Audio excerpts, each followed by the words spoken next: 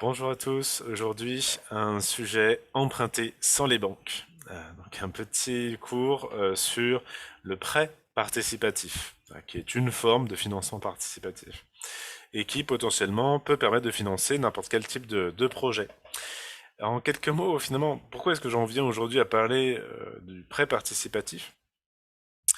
Déjà, le sujet de l'habitat et plus globalement de la conception de projets alternatifs, c'est quelque chose que j'ai beaucoup approfondi dans ce que je co-animais Permaculture 44, donc le réseau des permaculteurs en Loire-Atlantique, avec beaucoup d'événements, de conférences, de débats, etc.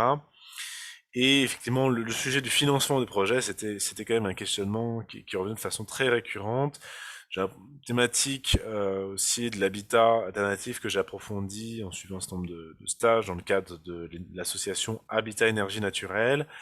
J'ai travaillé après aussi pendant 3 ans à la Confédération Générale du Logement, où on traitait entre autres des questions de financement des projets de particuliers. Et puis enfin en 2019, j'ai mené mon propre projet immobilier en achetant avec mon épouse donc une maison ancienne à la campagne, intégralement rénovée depuis, et pour laquelle on a fait appel à plusieurs modes de financement, alors un peu de fonds propres, mais surtout du prêt bancaire et du prêt participatif. Donc le fait est que ce sujet du prêt participatif, c'est un mode de financement qui est de plus en plus courant. Alors, finalement, il y a essentiellement deux raisons à ça. La première, c'est que l'accès au prêt bancaire est difficile et sans doute de plus en plus difficile dans les années à venir. Euh, les banques demandent des garanties de plus en plus importantes, de plus en plus de sécurité. Et donc, de fait, beaucoup de porteurs de projets n'arrivent pas à accéder au crédit bancaire ou à des conditions qui sont très défavorables, qui sont très mauvaises. Et l'autre raison qui amène beaucoup de gens à aller vers le prêt participatif, c'est aussi une raison d'ordre politique, c'est-à-dire ne plus faire appel au système bancaire. Alors, ce prêt participatif, finalement, il peut se mener de 2 façons différentes, fondamentalement. Soit uniquement auprès de proches, ce qui a été le cas dans mon projet personnel, ou non seulement des proches, mais aussi s'adresser auprès du grand public. Voilà. Finalement, c'est deux modalités, l'une n'est pas forcément meilleure que l'autre, tout dépend du contexte et du projet. Euh, alors, lorsqu'on met en place donc un prêt participatif, j'emprunte auprès d'une structure, que ce soit auprès d'une association, auprès d'une société, ou encore auprès d'une personne physique, auprès d'un individu.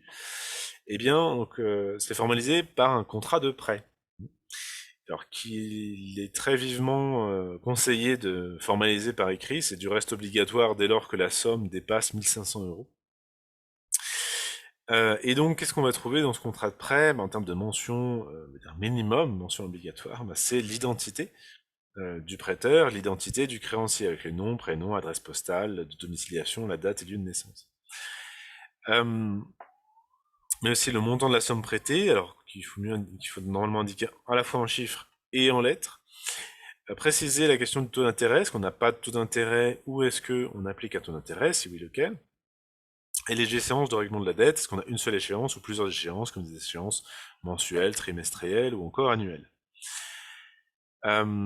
Après, ça c'est vraiment le minimum. On peut envisager d'autres mentions. Je pense notamment aux garanties qui sont au bénéfice du créancier, comme la présence d'une caution hypothécaire, donc une caution sur un bien immobilier appartenant à l'emprunteur, ou encore une caution personnelle, c'est-à-dire une autre personne, se porte garant du paiement du règlement de la dette.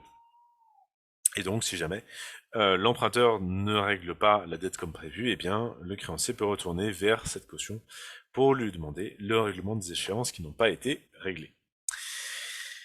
Alors, ce contrat de prêt, il peut se formaliser, donc c'est des termes juridiques, soit par acte sous seing privé, soit par acte authentique. Acte sous seing privé, c'est-à-dire on formalise un écrit simplement entre le débiteur et l'emprunteur, avec 2 exemplaires originaux au minimum, un qui va être gardé par l'emprunteur, un par le créancier.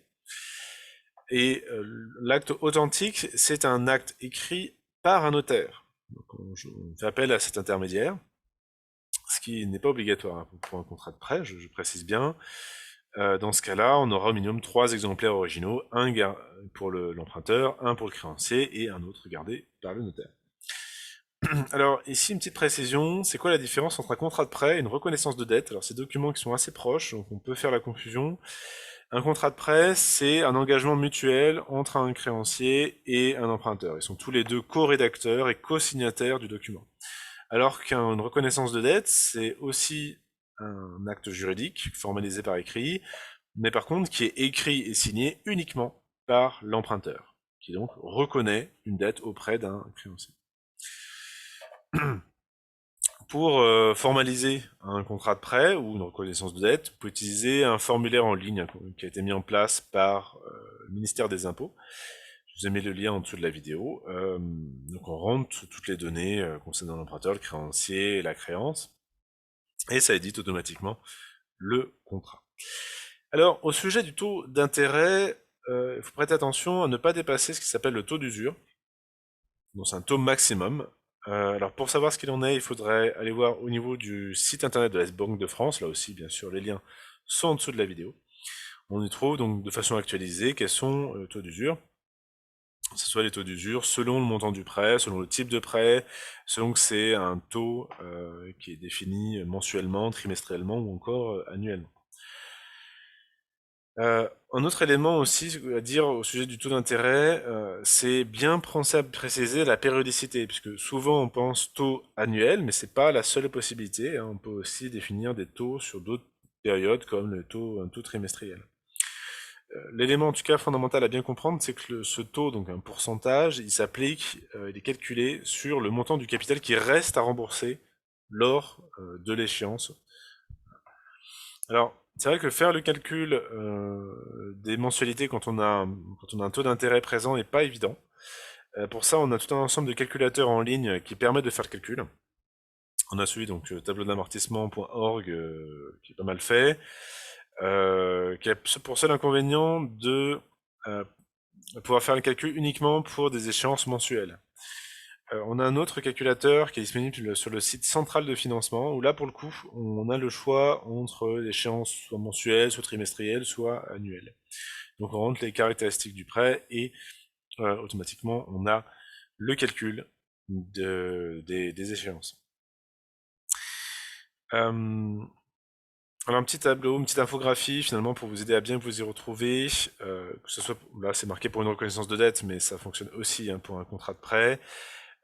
La formalisation par écrit, donc, qui est facultative tant que la somme empruntée, le capital emprunté est inférieur à 1500 euros, il est obligatoire au-delà de 1500, mais même si c'est facultatif, je peux que très vivement vous inviter à le faire par écrit, c'est quand même une sécurité juridique évidente, tant pour l'emprunteur que pour le prêteur. Bon, les différentes mentions, ça je vous ai déjà mentionné, et puis voilà, ça peut se faire donc soit par notaire, soit sous seing privé. À noter que si vous êtes prêteur personne physique, vous prêtez avec des taux d'intérêt, donc vous percevez des intérêts. Ces intérêts doivent être mentionnés dans votre déclaration d'impôt. Alors, très exactement, c'est dans la rubrique 2TT. Il y a une rubrique qui est spécifique pour ça, où on doit indiquer si donc, au cours d'une année civile donnée, on a perçu des taux d'intérêt sur des prêts que l'on a réalisés soi-même en tant que personne physique, eh bien, ça doit être mentionné obligatoirement dans cette rubrique-là. Si le prêteur peut aussi être une personne morale, hein, comme une société ou une association, là, s'il perçoit des taux d'intérêt, bah, ça va être simplement, obligatoirement, ça va être intégré dans sa comptabilité, et puis ça fera l'objet, bien sûr, aussi d'une déclaration fiscale. Aujourd'hui, il est de plus en plus courant que le financement participatif, de façon générale, se passe par des plateformes en ligne, et donc y compris le prêt participatif. Il y a un certain nombre de plateformes qui proposent ça, comme par exemple l'Endosphère. Par rapport à ces plateformes de prêt, ce qui est important à voir au niveau de la réglementation, puisque à partir de 2014, il y a un ensemble de textes de loi qui sont mis en place pour encadrer ce secteur, c'est le fait que normalement, ce sont les banques qui ont un monopole sur toutes les opérations de crédit.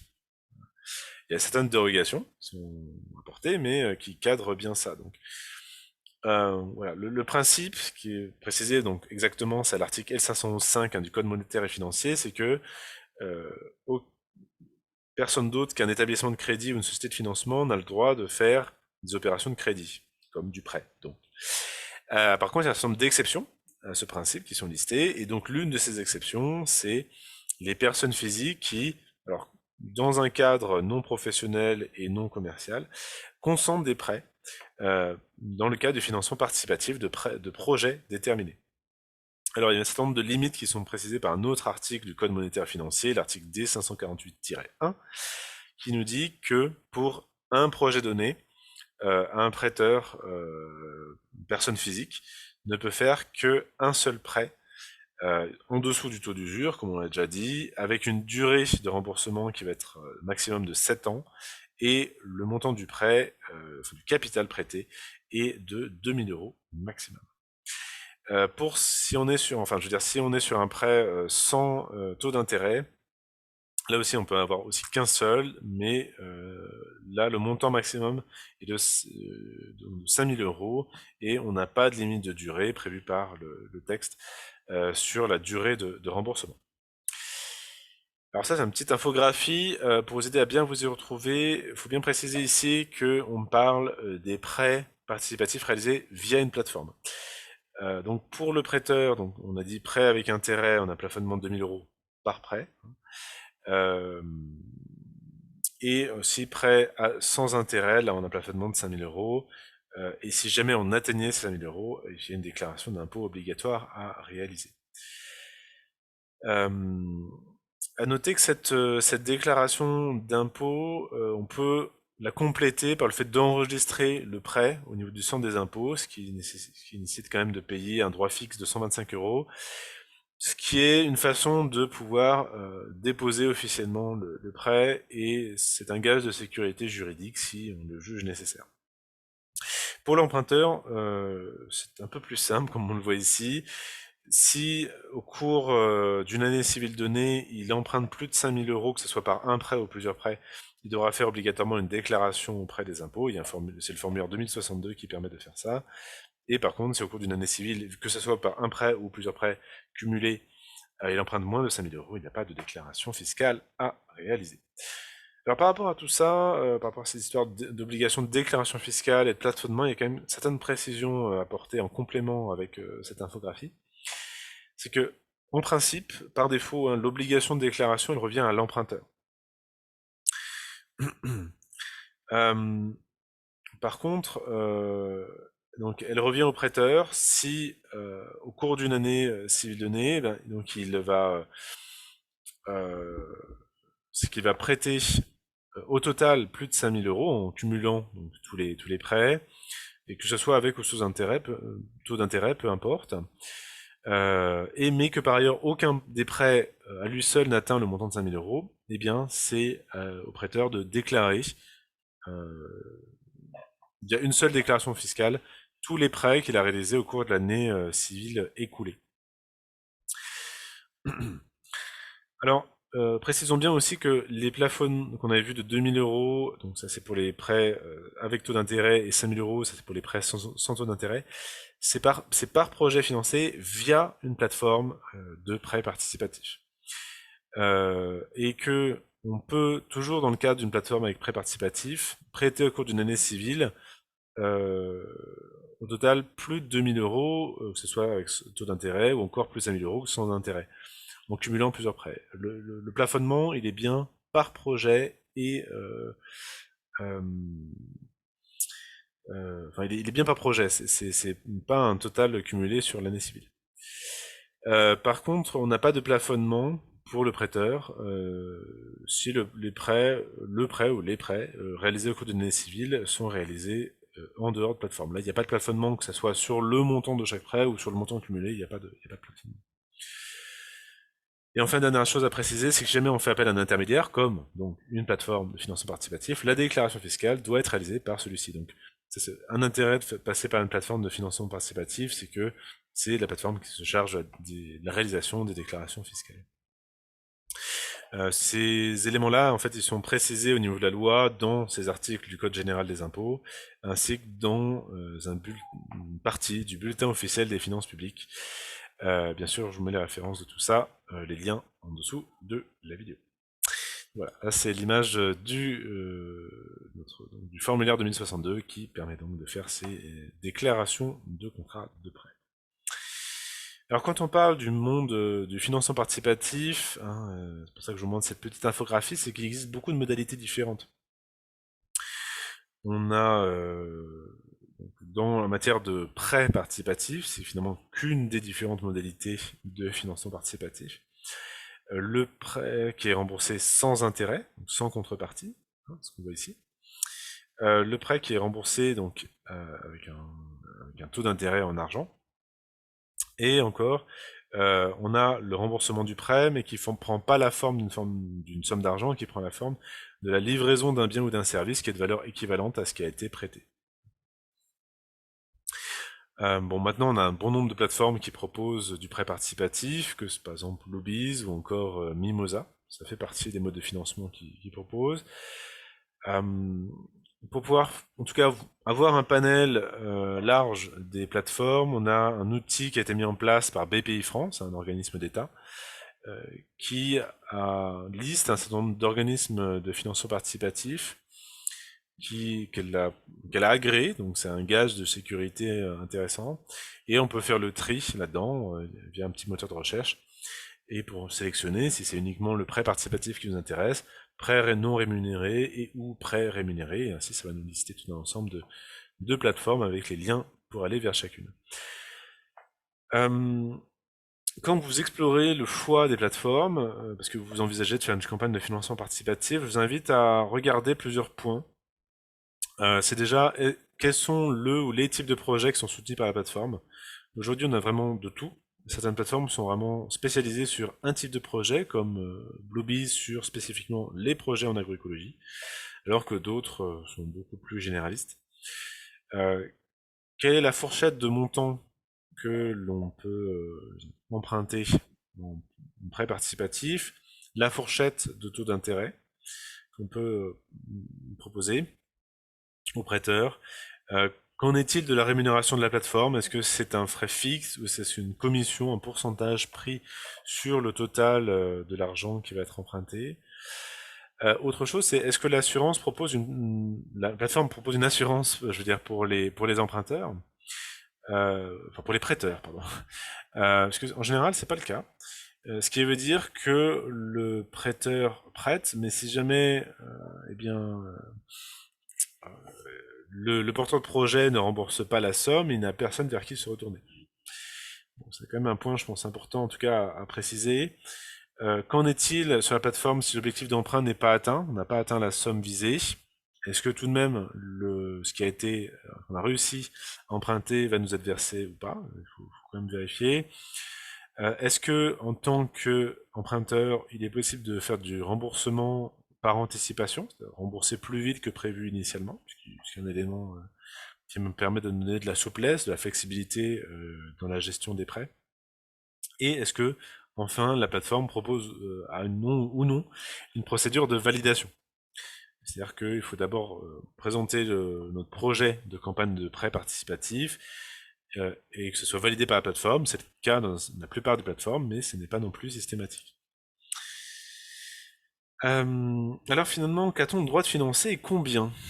Bon déjà, pour répondre au combien, si c'est avec une plateforme de prêt participatif, si c'est donc avec taux d'intérêt, on a le droit de financer toujours ce que prévoit le code monétaire et financier, hein, qu'une formation, une formation d'une personne physique, ou un projet à but professionnel, peu importe, après que ce soit, peu importe quel but professionnel, et peu importe que ce soit un projet mené par une personne physique ou une personne morale, comme une association ou une société, peu importe. Et avec un prêt sans taux d'intérêt, là c'est beaucoup plus large, on peut financer tout type de projet personnel, tout type de projet professionnel, ou encore financer des associations et des fondations qui accordent des prêts servant à la création et à la reprise d'entreprise. Bon, alors sur la question du montant, le maximum légal, il est d'1 million d'euros si vous empruntez donc avec une plateforme qui a le statut d'IFP, c'est intermédiaire en financement participatif, et 2,5 millions d'euros si vous empruntez par une plateforme qui a le statut de CIP, c'est-à-dire conseiller en investissement participatif. Pour savoir si une plateforme donnée a le statut de IFP ou CIP, il faut voir au niveau de ses mentions légales, c'est normalement indiqué. Par contre, si vous empruntez sans faire appel à une plateforme, il n'y a pas de restriction réglementaire sur le type de projet qu'on peut financer, ou il n'y a pas de restriction réglementaire en termes de plafond. Alors, mener une campagne de financement participatif, c'est en tout cas dans ce cas, prenez bien attention sur la préparation nécessaire, le travail en amont que ça nécessite. Et c'est encore mieux si vous pouvez déjà commencer à communiquer sur la plateforme, sur la campagne en amont du début de celle-ci. La communication peut être complétée par le fait de s'adresser en direct à des prêteurs potentiels, à faire connaître votre campagne lors d'événements, de la presse, par des mails, par des réseaux sociaux. Il y a beaucoup de modes, en tout cas, de communication possibles. Dans tous les cas, une bonne pratique qui est importante à retenir, c'est la règle des 10% et des 30%, c'est-à-dire que nos campagnes dans l'ensemble ça fonctionne mieux si d'abord vous adressez uniquement aux proches, vraiment aux gens à peu près sûrs qui vont vous prêter pour le projet, et vous visez au moins 10% de votre budget, enfin votre objectif final. Une fois atteint ces 10%, vous pouvez vous adresser à un public plus large, public, on va dire distant, un public qui a connaissance plus ou moins de votre projet, comme des abonnés à une lettre d'information, les abonnés à une page Facebook, à une chaîne YouTube, peu importe. Et là, avec l'objectif, c'est d'atteindre le palier de 30%, et passer ce palier-là, s'adresser vraiment vraiment plus largement possible au grand public. Et ça s'explique assez bien, puisque plus le niveau de financement que vous aurez aussi à atteindre est important, plus psychologiquement ça sera incitatif pour le public pour prêter, et l'incitation est d'autant plus importante que le public vous connaît mal ou ne connaît pas le projet. Après, en général, une campagne, ça fait en 3 semaines et 3 mois. En deçà, ça fait trop court. Vous avez à peine le temps de communiquer et de faire connaître que ça s'est arrêté. Au 2 à 3 mois, c'est souvent une campagne qui s'éternise. Et même le fait qu'on ait une date butoir, quand même, relativement proche, c'est un élément, pareil, au niveau psychologique, qui est incitatif pour inciter au prêt. Alors, combien les personnes physiques prêteuses prêtent en pratique, en général, c'est dans une fourchette entre 50 euros et jusqu'à 1000 euros. La plupart des prêts se font, des prêts individuels réalisés se font dans cette fourchette-là. Ce qui est sensiblement plus important que ce qu'on observe au niveau des dons participatifs, où là on est sur une fourchette beaucoup plus réduite, d'habitude entre 5 et 50 euros. Après, en pratique, sur le prêt participatif, c'est courant qu'on n'ait pas de taux d'intérêt appliqué, surtout sur des projets qui sont vraiment porteurs d'intérêt général, ou qu'on applique simplement un taux d'intérêt à 1%, donc un taux d'intérêt un peu symbolique, et qui a surtout vocation à compenser finalement l'inflation. Donc on a vu, les plafonds sont quand même, on va dire élevés, hein, si vous faites appel à la plateforme, et il n'y en a pas de plafond si vous ne faites pas appel à une plateforme. Mais dans tous les cas, prêtez par contre bien attention à votre capacité de remboursement. Parce que si vous trouvez emprunter trop, et que finalement vos échéances de remboursement sont telles que vous n'êtes pas en capacité de les honorer, c'est une situation qui est problématique. Bon, après, ça peut se renégocier, redéfinir un échelonnement des échéances si jamais vous vous rendez compte que vous n'êtes pas en capacité de rembourser tel que prévu, mais tout de même, faut quand même bien y prêter attention. Et ici, la règle qui est employée par les établissements bancaires en termes que le montant de vos échéances ne dépasse pas 33% de l'ensemble de vos ressources, c'est quand même, je trouve, une bonne règle de prudence. Alors, finalement, est-ce qu'il est plus pertinent de faire du don participatif ou encore du prêt participatif? Vraiment, l'un n'est pas meilleur que l'autre dans l'absolu, hein, tout dépend du projet, tout dépend du contexte. Je dirais que d'une certaine côté, il y a moins de contraintes avec le prêt participatif. Qu'est-ce que je veux dire par là? C'est que il y a à budget, à objectif de financement égal, il y a un moindre besoin de communication. Et il y a un moindre besoin de prouver l'originalité ou le caractère d'intérêt général du projet. Autant sur toutes les campagnes de dons participatifs, celles qui fonctionnent bien, c'est celles qui sont sur un projet qui est vraiment original, qui est vraiment porteur d'intérêt général. Autant sur le prêt participatif, on peut bien sûr financer des projets qui sont à but d'intérêt général fort, mais c'est aussi très adapté sur des projets qui prétendent pas changer le monde, qui prétendent pas être originaux, des projets finalement du quotidien. Euh, le financement voilà, vous comptez reprendre des études par exemple, et bien vous avez besoin de manquer de financement. Bah, ça c'est un élément, c'est quelque chose qui se fait assez couramment en termes de prêt participatif. Voilà, ce sujet du prêt, plus globalement des modes de financement, je l'aborde dans un webinaire dédié, qui s'appelle Financer son habitat ou sa ferme. La première édition est programmée pour le vendredi 8 octobre 2021, en matinée. Et puis je propose aussi du conseil pour les porteurs de projets, projets de jardin, projets d'habitat, projets de ferme, et bien sûr un des sujets on peut développer, c'est les questions des différents modes de financement adaptés à tel ou tel projet. Euh, Parmi les éléments aussi que vous trouverez en dessous de cette vidéo, je vais vous l'afficher d'ailleurs à l'écran, on trouve un tableur qui permet de pouvoir organiser le remboursement des prêts que vous avez réalisés dans une campagne. Alors, je vais vous afficher ça tout de suite. Voilà. Euh, pour vous aider à bien vous y retrouver et pas se mélanger les pinceaux, ce qui malheureusement peut arriver assez vite si on n'organise pas bien les choses. Donc vous voyez, j'ai terminé voilà, ma campagne de financement, après que ce soit via une plateforme ou pas, peu importe. J'ai identifié quels sont tous les différents prêteurs et quels sont le type de prêt, si c'est gratuit, si c'est un taux d'intérêt, si oui, c'est lequel, quel est le capital emprunté, quelle est la durée de remboursement, et toutes les échéances. Là, je fais simple, tous les prêts sont des prêts qui se remboursent annuellement avec un remboursement le 1er janvier de chaque année. Euh, et vous voyez, ça permet de vous y retrouver. Voilà. Parce que, bon, pour les prêts qui sont sans taux d'intérêt, c'est simple. Hein, on divise le capital emprunté, par exemple 1500 euros, par le nombre d'échéances. Là, on a 5 échéances. Pour les prêts qui ont un taux d'intérêt, là, faire appel à un des calculateurs que je vous ai mentionné précédemment est quand même bien utile pour faire le calcul.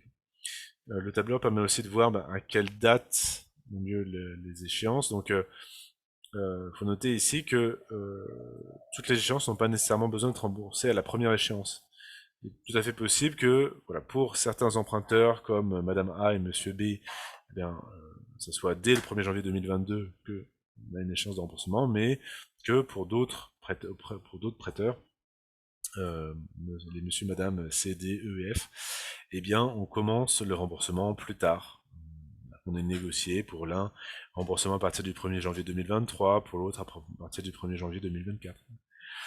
Euh, voilà, donc finalement pour nous y retrouver entre tous ces éléments-là, je pense que le tableur est un élément bien utile. Voilà, bah écoutez, en tout cas, j'espère que ça vous aura permis de vous donner les premiers éléments de base pour bien comprendre qu'est-ce que ce prêt participatif, c'est quoi les formalités fiscales à respecter, alors comment est-ce qu'on peut organiser sa campagne. Et je vous souhaite bonne chance dans vos projets et à très bientôt.